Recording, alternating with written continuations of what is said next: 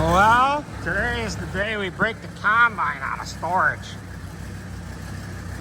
Jared, he's got this Mercedes car that he bought a couple years ago. He parks it inside over here.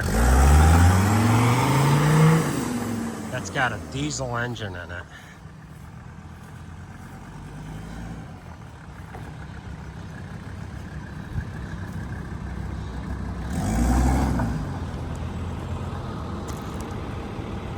He bought that down in Pennsylvania, I believe.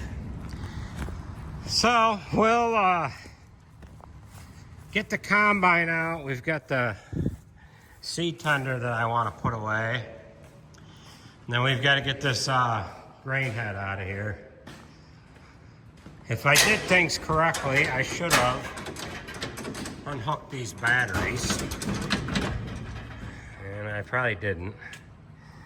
I probably forgot. No, they're hooked up. We got all kinds of mouse shit up in here and everything else. So let's go ahead and get these batteries hooked up, and we'll get the oil checked on it, and we'll get it rolled out of here.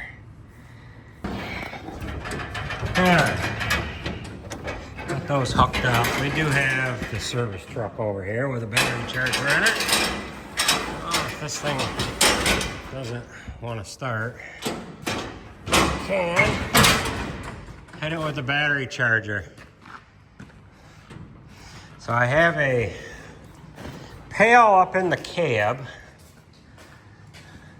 to catch any critters that would have made their way up into the cab. Oh, crap. We don't have... Oh, boy. The idea was to pull the grain buggy out and set the corn head where the grain buggy was. Oh. We didn't bring a tractor over here.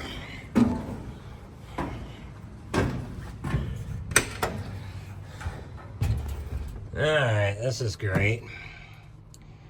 So, looks like the varmints got into the cab here. I don't know how many we got inside here. None. Yeah, there's some in there.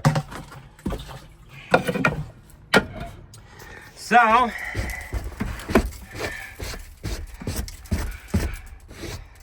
yeah. It doesn't smell too bad in here anyways. Alright, let's see if this thing will start. We don't need the heat on.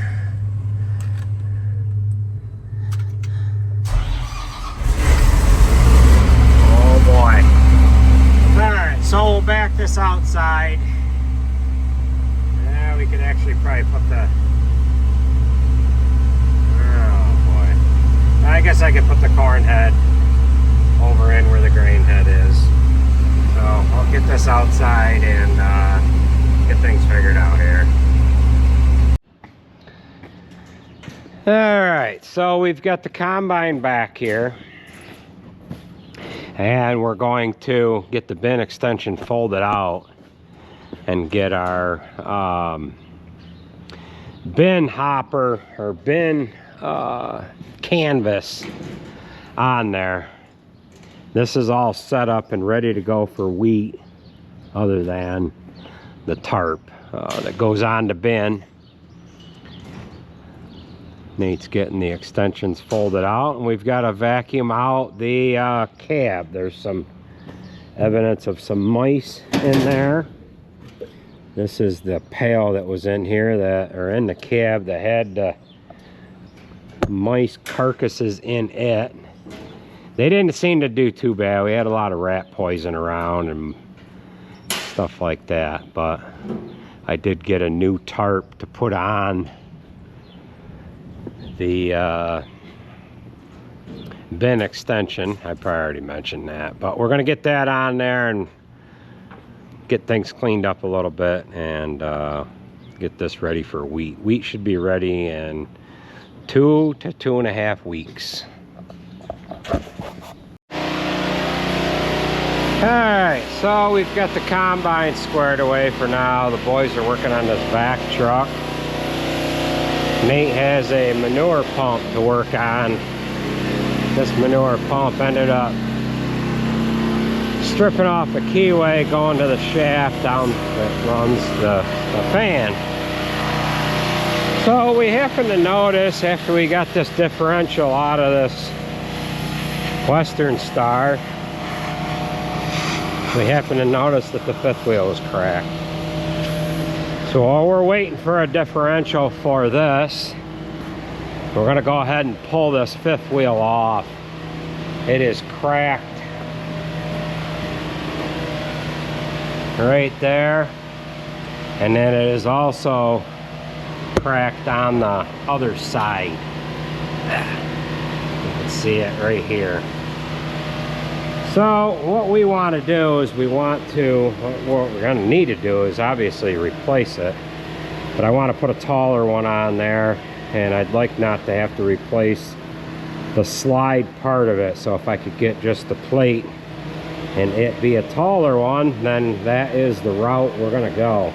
I've got some numbers off of it, but I'm not sure if it's a Holland or not. So we might end up having to put a stock one back on there. So before we pull that off, Andrew is bush hogging the pasture hills, and we'll go down there and see how he's making out. So this area just north of my house, we used to let the milk cows go out into this area when we milked on the old side of the road, and we really don't have any use for it now. We do park some machinery on the other side of those ag bags, and every once in a while we try to mow it. Back when the cows were out in this area, this was all pastured out in behind that house there, out and around this whole area. And on these hills here, they used to be quite a challenge to try to get up these with snowmobiles, because the wind would pull drifts down over the top. They'd be 20 feet deep, the snow would be.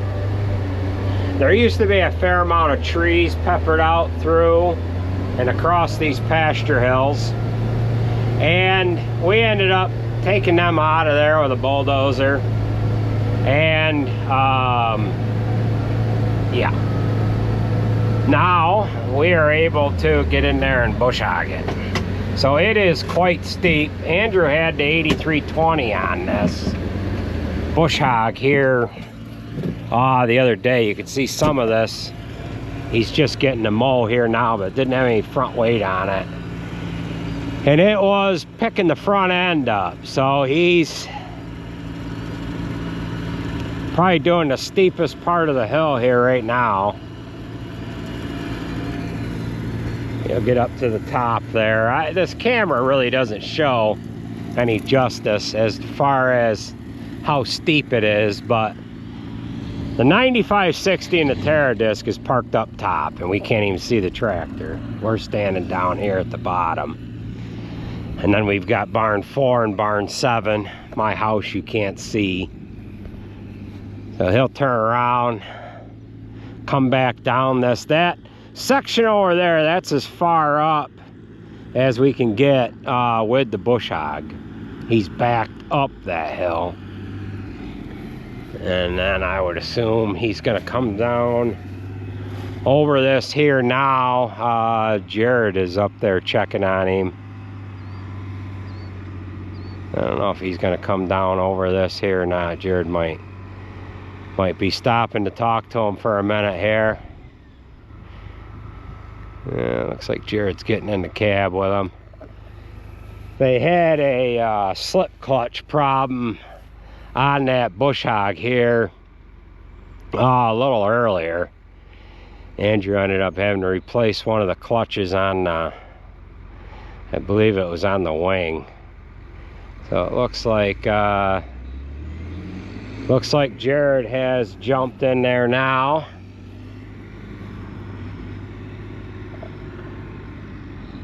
He'll come down over the top here. Probably get sliding. I don't know if you could tell how steep that is, but maybe we'll throw the drone up and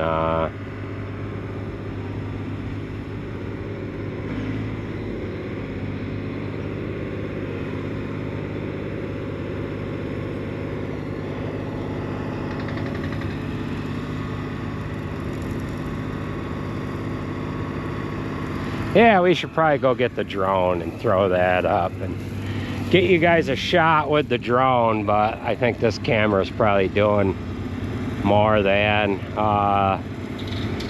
what you guys can see from a drone, but we'll get the drone anyway. Okay, so this will give you somewhat of a reference point as to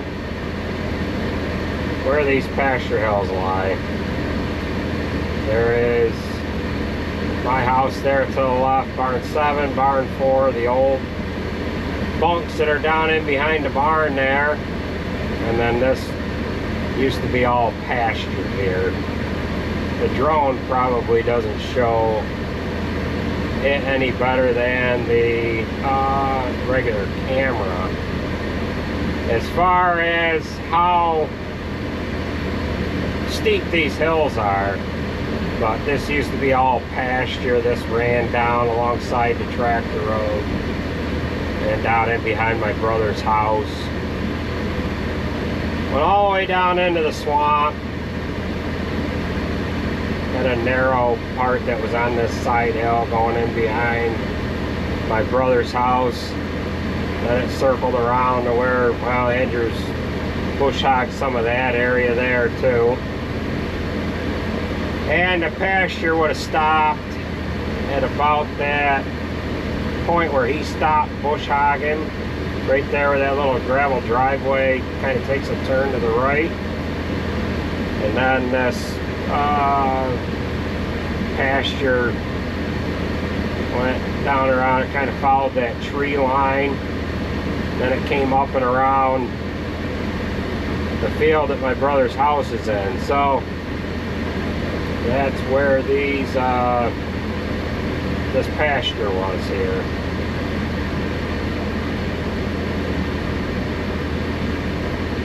But you can kind of see the steepness of the hill there.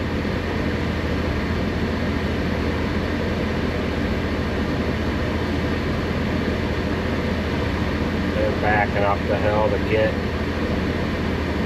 that steep part there.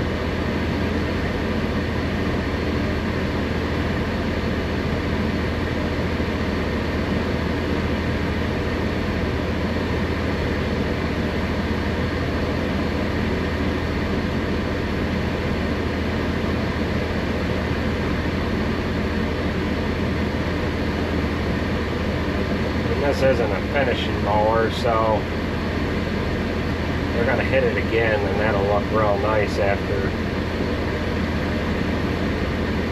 the brown all turns green again.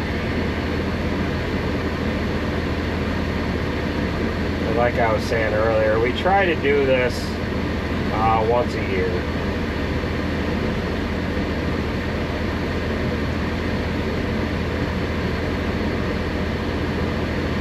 So where we took off with the drone is up by my house. And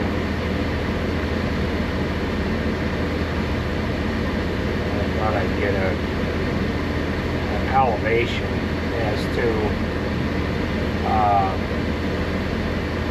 how much lower this area is where we're at with the drone. I can't see what is under me, so I don't want to land it right here, but we can take the drone right to the ground if I can see where the ground is.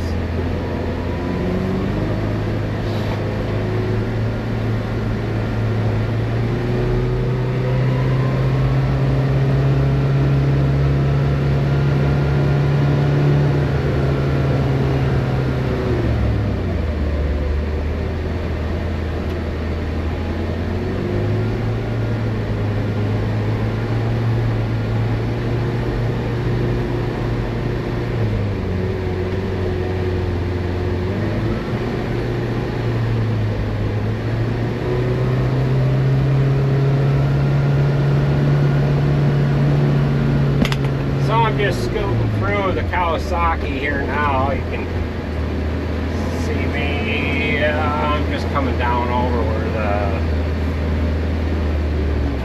where the disc is.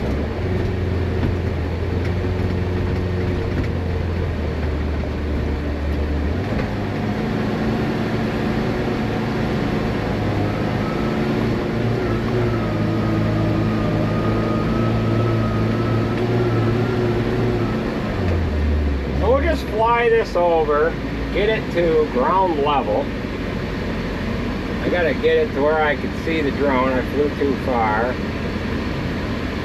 I'm gonna go almost to the ground. We are, no, that's a good 80 feet right there. 80 foot in elevation.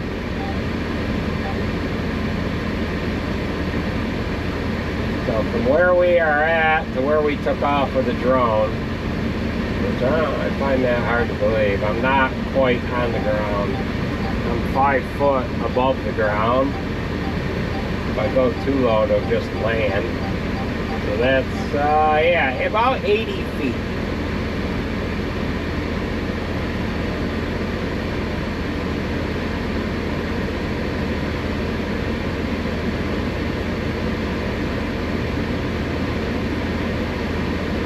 Jared's going to try to get backed up this part of the hill here by barn 7. He should be able to come right out at the top.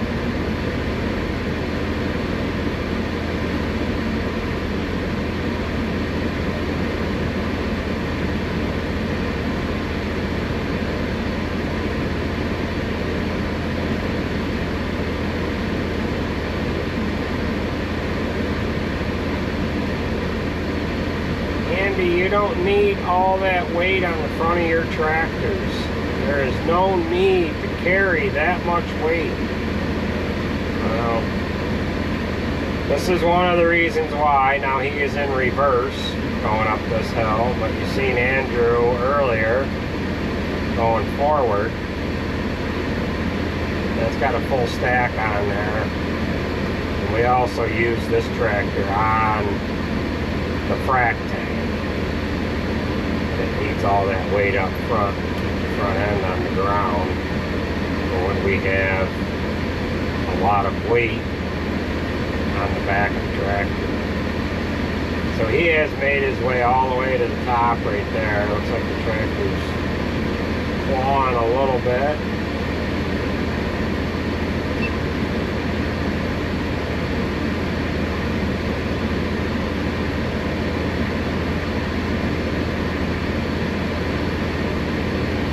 And we'll throw the drone up after they get this done, but that'll give you an idea how we are able to mow this steep pasture here.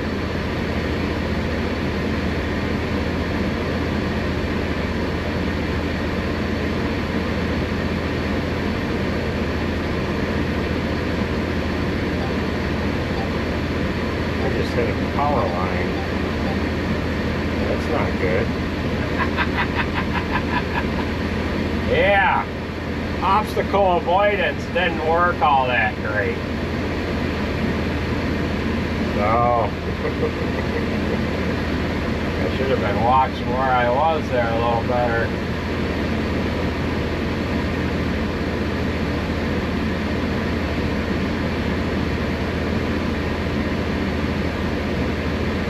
This drone has obstacle avoidance, but it of course cannot see the power line. It has trouble seeing power lines and branches. That's usually what gets everybody in trouble.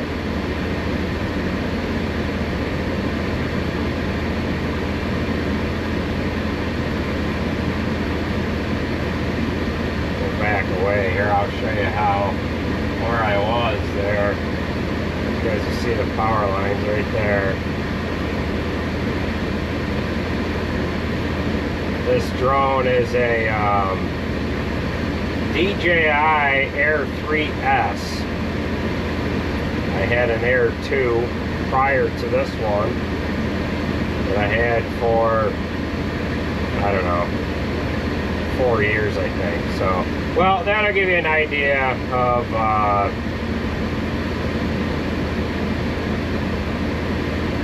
what this looks like here. We'll get the drone landed. We'll get back up tearing that fifth wheel off that truck there.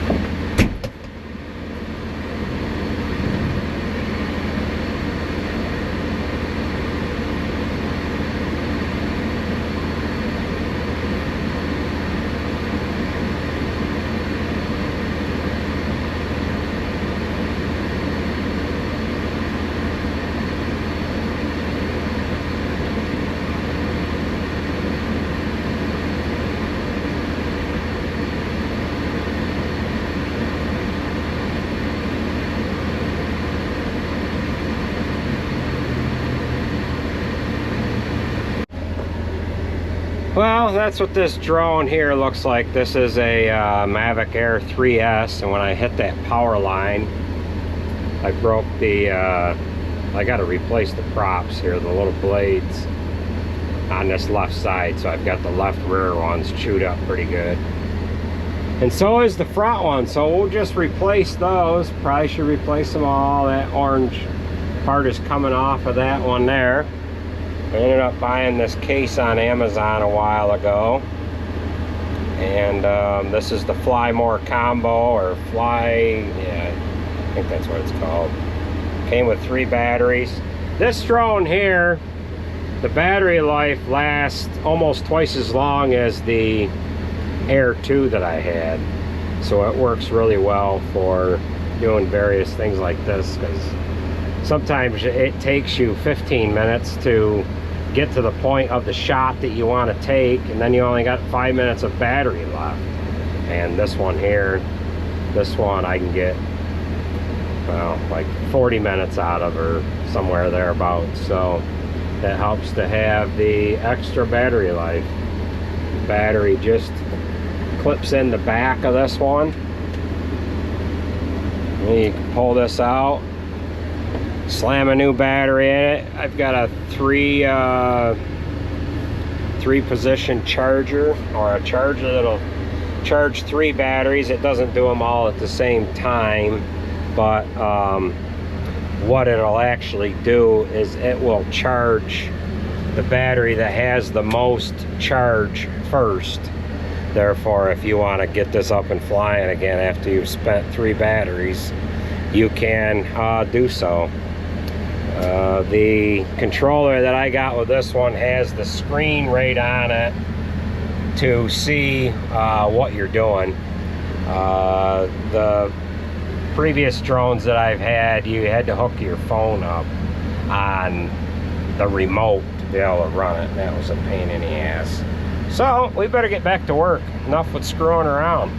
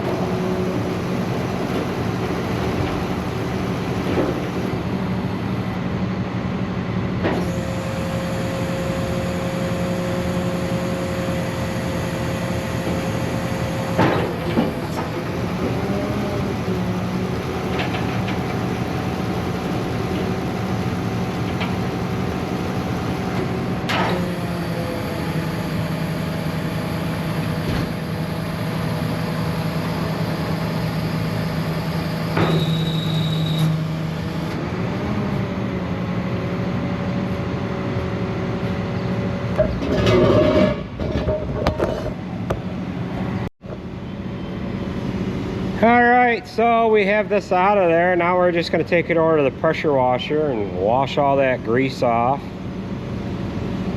and see if we can get some more part numbers off of it.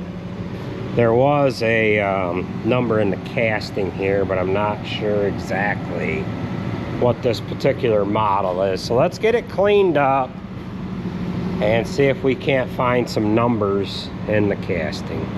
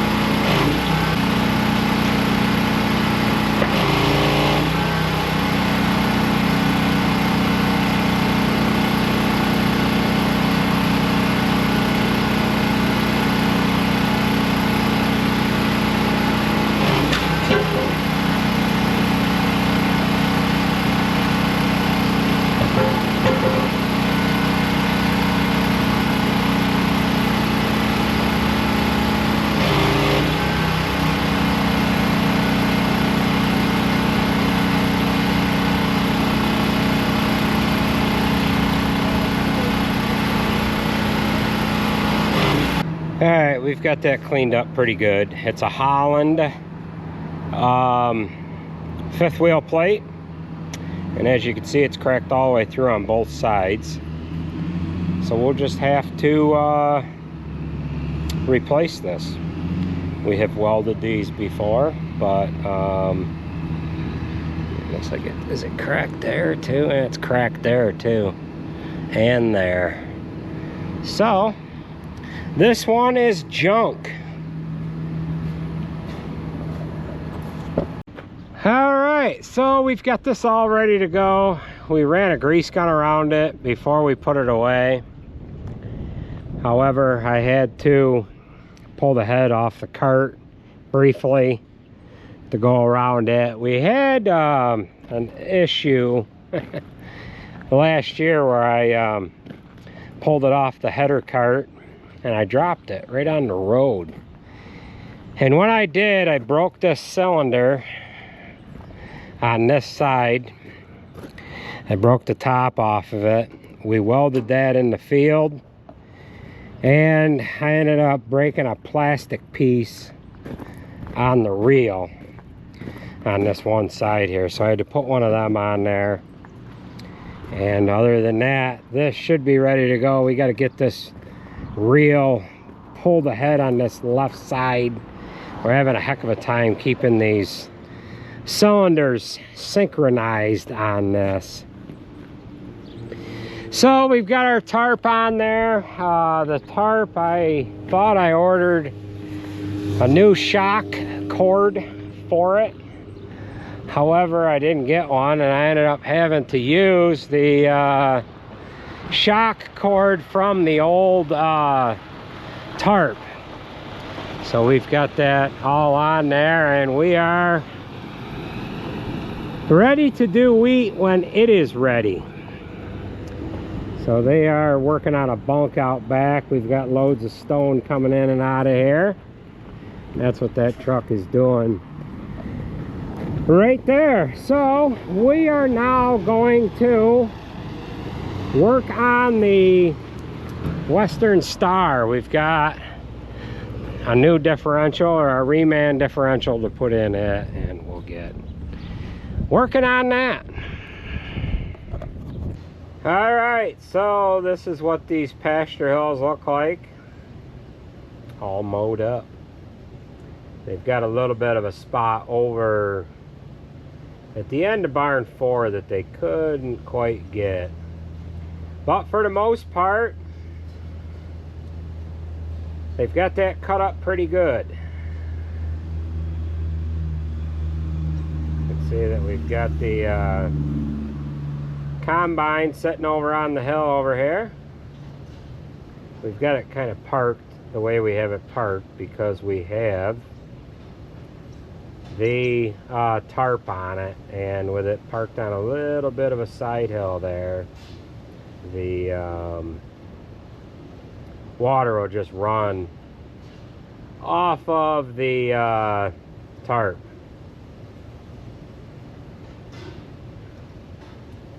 So that's what things look like there.